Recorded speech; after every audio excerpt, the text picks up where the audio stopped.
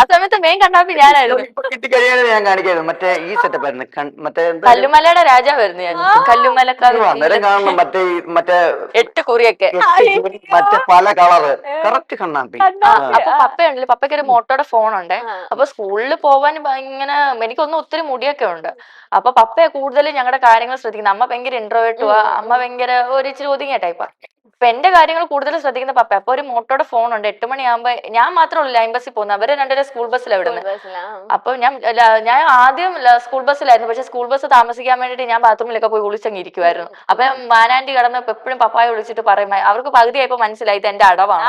അപ്പൊ പിന്നെ പപ്പ പറഞ്ഞു എന്നാ പിന്നെ ലൈൻ ബസ് എങ്കിൽ ലൈൻ ബസ് അങ്ങനെയൊന്നും പറഞ്ഞു. അപ്പൊ 8 മണിയാകുമ്പോ വരും. അപ്പൊ ഞാൻ പപ്പയുടെ മോട്ടോ ഫോൺ എടുത്തിട്ട് പുറയിലൊക്കെ പോയിട്ട് ഇങ്ങനെ കല്ലുമലക്കാരി കമ്മല കറക്റ്റ് കണ്ണാപ്പിയായിരുന്നു.